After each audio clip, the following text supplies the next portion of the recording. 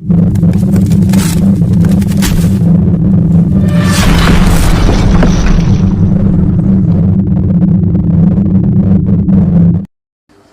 Lord जय मसीह की। सो परमेश्वर का धन्यवाद हो आज के सुंदर समय के लिए। परमेश्वर ने एक बार फिर से आपके बीच में, आपके मध्य में आने के लिए समय दिया।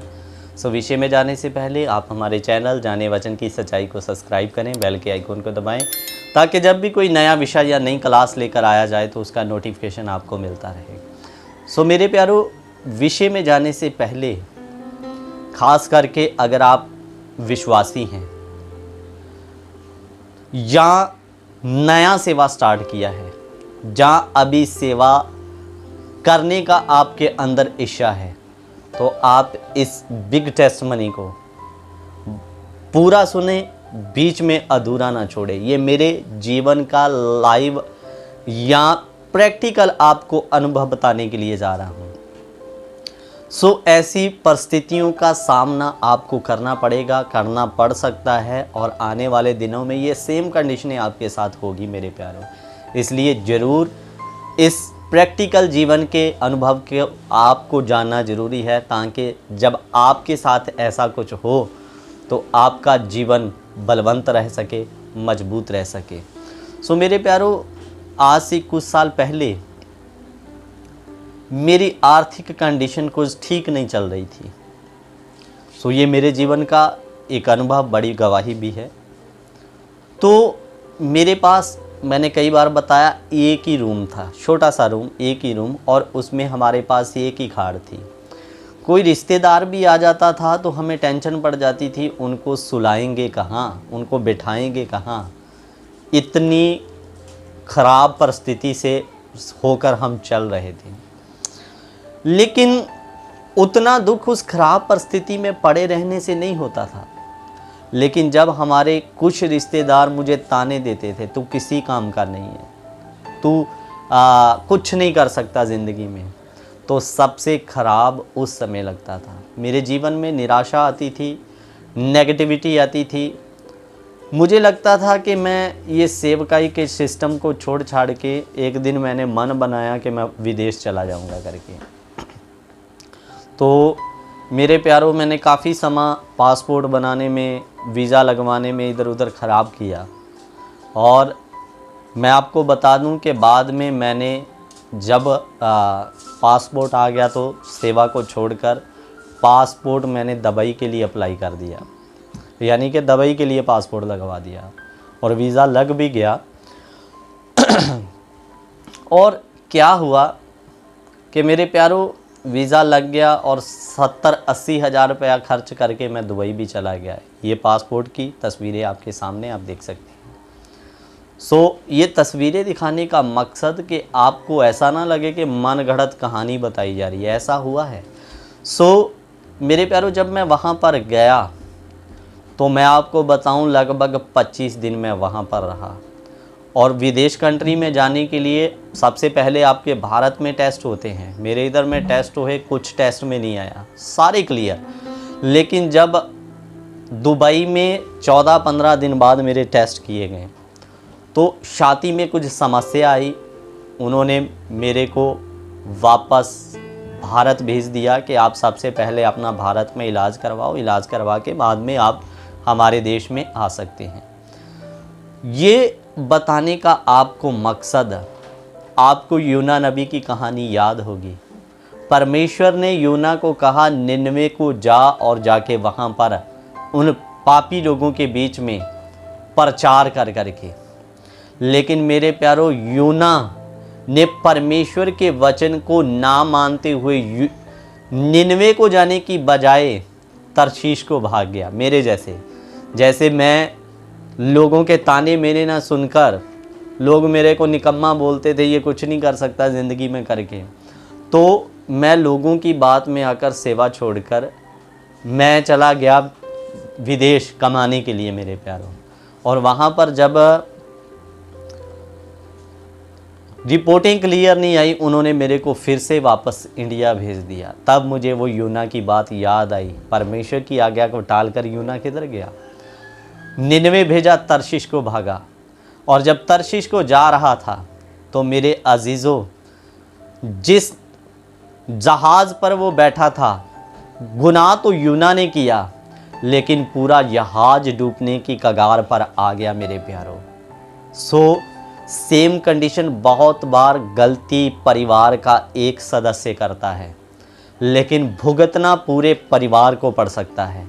गलती कई बार कलीसिया का सेवा करता है, लेकिन खमियाजा पूरी कलीसिया को चुकाना पड़ता है। जैसे गलती यूना की थी, लेकिन पूरे जहाज को मुसीबत में डाल दिया मेरे अजीज़ों। सो ये घटना बताने का मतलब मैं अपनी बात बता रहा हूँ, मैंने भी यूना जैसे काम किया।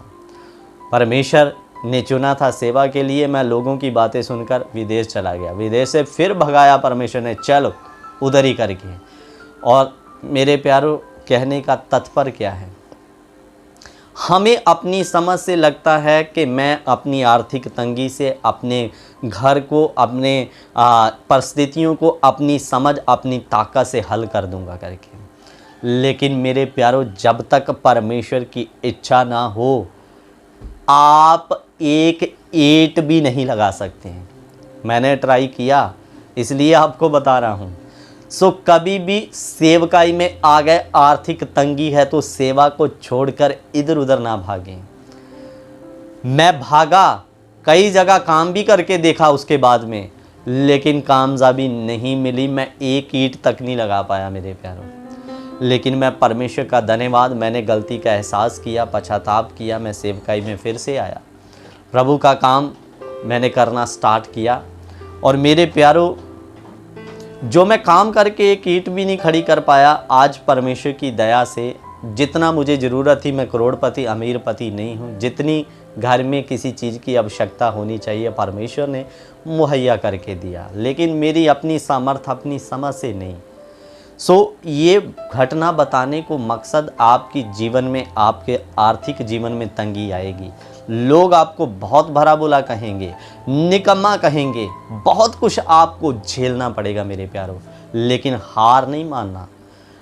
मसीह में चलना, आपकी वफादारी को देखकर परमेश्वर, आप जब उन कष्टों से होकर निकलेंगे, परमेश्वर एक दिन आपको ऊंचा करेगा मेरे प्यारों। सो मैं अभी परमेश्वर का बहुत धन्यवाद करता हूँ कि YouTube के माध्यम के द्वारा परमेश्वर हमारी सेवकाई को और आगे लेकर जा रहा है। परसों नरसों की बात है, एक मुझे विदेश से फ़ोन आया। सो मैं उसको अटेंड नहीं कर पाया, लेकिन बाद में कुछ मैसेज मेरे पास आए कि हम आपका वचन सुनते हैं, हमें अच्छा लगता है।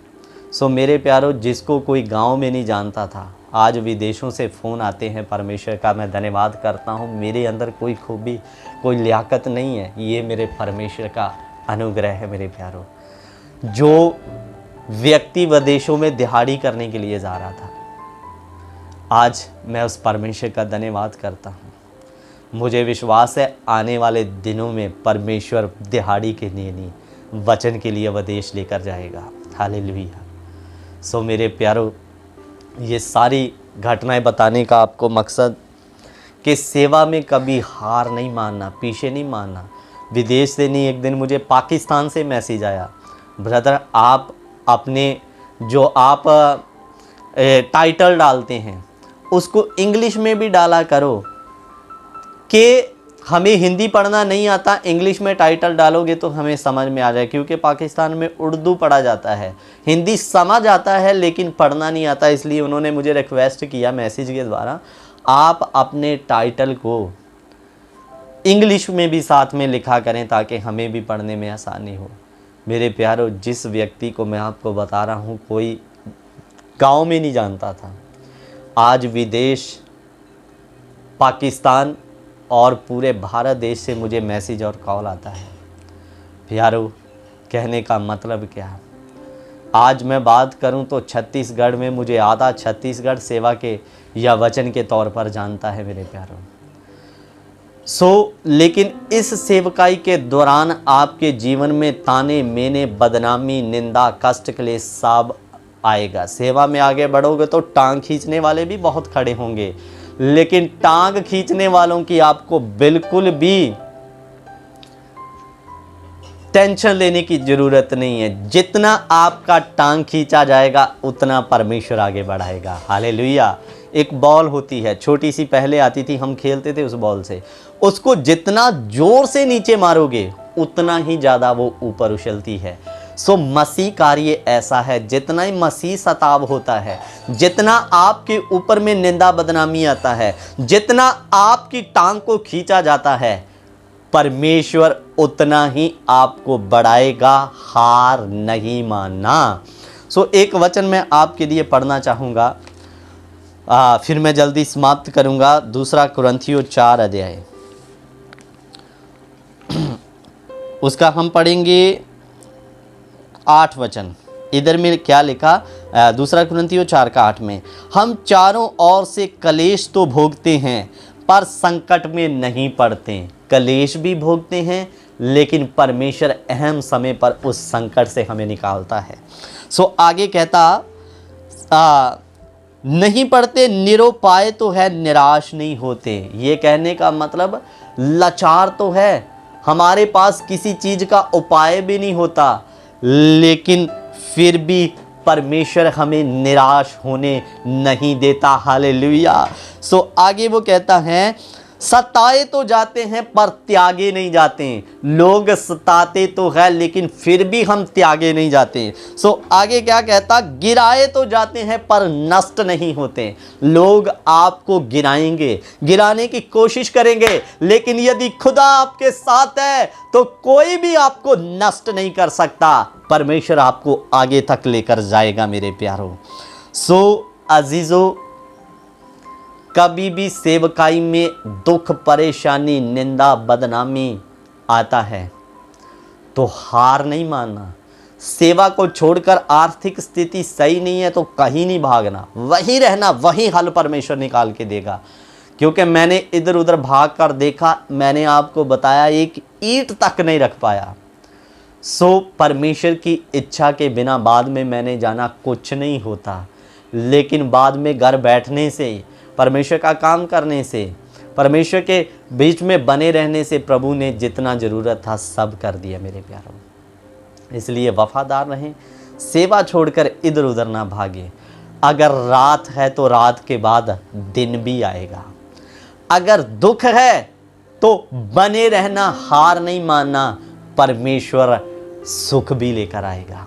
सो मेरे प्यारों, मैं आपको ऐसा नहीं कह रहा हूँ, मैं कोई आपको ये नहीं कहूँगा एसी लगा देगा, बड़ी बड़ी गाड़ियाँ दे देगा, कोठियाँ कारें दे देगा, नहीं, ऐसा कहने का बिल्कुल मेरा काम नहीं।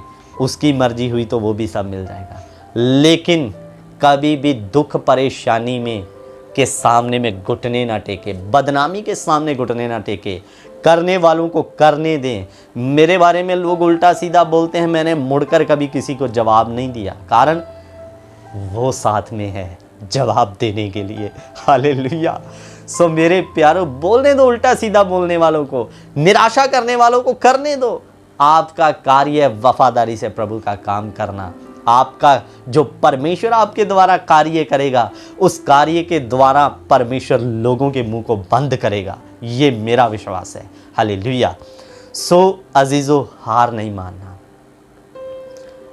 मेरे अजीजों, जिस संकट में स्थिर रहकर परमेश्वर को हमें दिखाना होता है मैं वफादार हूँ, उसी संकट के सामने में घुटने टेक कर लोग आपको बड़ा बुरा सुनाते हैं, आपके बारे में कहते हैं तू निकम्मा है, तू कुछ नहीं कर सकता। हो सकता है आपके परिवार के लोग आपको कहें, लेकिन मेरे प्यारों, वही समय है परमेश्वर के साथ स्थिर रहने का, परीक्षा में खरा निकलने का। लेकिन उसी में हम घुटने टेक के मेरे जैसे विदेशों को निकल जाते हैं हम लोग। ऐसा नहीं करना। मैंने कान पकड़े इस गलती के लिए, और प्रभु एक बार गलती हुआ दोबारा नहीं होगा। तो ये सारी बातें आपको बताने का मकसद क्या है, आप जो मैंने काम किया वो आप ना करें। ये मेरे साथ हुआ है। बहुत सारे सेवक आज सेवकाई को छोड़कर अपने आप को ऊंचा करने के लिए, घर बार बनाने के लिए अलग अलग दुनिया के कामों में निकल जाते हैं, लेकिन कुछ नहीं कर पाओगे जब तक उसकी मर्ज़ी नहीं है। इसलिए उसके पीछे चले, उसकी सेवा का कार्य करें। और दूसरी बात, टांग खींचने वाले को खींचने दो। परमेश्वर आपके साथ है, आपका कार्य बताएगा। हालेलुया। सो परमेश्वर इन वचनों के द्वारा, इस बिग टेस्ट मनी के द्वारा आपको मैं आशा करता हूँ मोटिवेशन देगा, मजबूत करेगा, सेवकाई में आगे बढ़ाएगा। सबको जय मसीह की। God bless you.